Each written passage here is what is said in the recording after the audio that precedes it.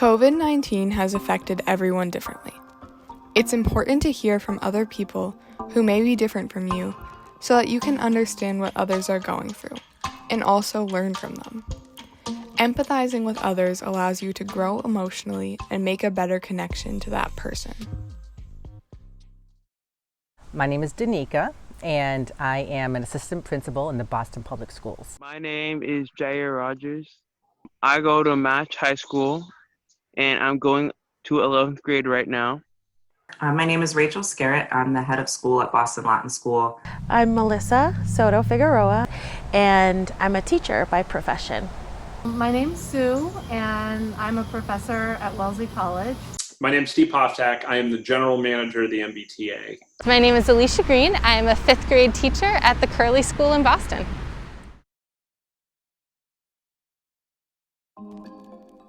It's been a difficult transition in so many ways, just like it's affected so many other people. This transition with COVID and having to be at home and thinking about socially distancing, it's just, we've just never done this before.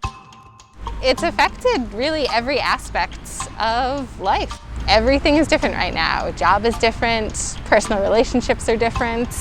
It also, underscores that K through 12 education is the heartbeat of the country in terms of what has to exist in order for everyone else to be able to function. The world kind of stopped because people's kids weren't in school, so then suddenly adults had to be home.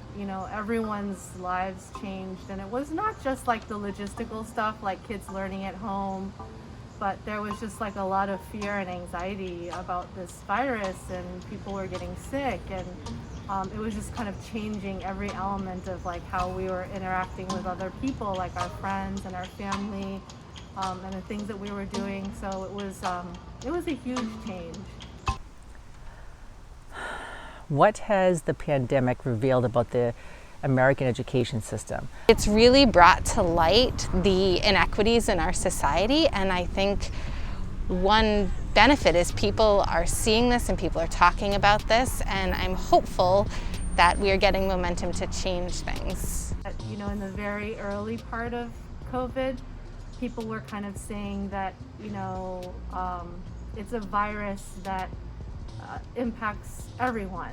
But I think over time we've just found that's not true, and that people who are already vulnerable and kind of living these vulnerable lives are feeling the brunt of this pain of COVID even more. I think there was certainly a subset of students that were disproportionately affected by the pandemic. One of the things I noticed is probably more social economics, and some of that also reflects race in our schools, and English language learners, where it was challenging for some families to be able to support their students during that time. Socially, it was difficult. Having access to technology, but then also we're looking at internet connection, and some of our families didn't have that, so we've had to come up with other ways to help them gain access to that. Some of them had issues with really connecting because of their responsibilities at home, and I think that is one thing that in going into this new fall that we all need to really consider, how each child is affected based on where they come from and their own set of circumstances. Ridership has declined across the board, but where it's declined the most is, I would say, in communities with higher socioeconomic status. So, for instance, commuter rail is still down to about 8% ridership, whereas bus, which serves some of our more vulnerable communities, only went down to about 20% ridership at its lowest, and it's at about 40% ridership now. There are definitely individual bus routes that are much higher than that. And I think we've seen those in communities north of the city, Everett, Chelsea, Revere. We've also seen it in neighborhoods of Boston, Dorchester, Mattapan, Roxbury. The pandemic did not affect students at BLS equally, and it really spoke to just the unique challenges that come up for various students and families once the very stable school daily environment is taken away. I feel like working at a private college, we have the means and resources to make these changes, so it's been kind of painful to see the public schools grapple with this.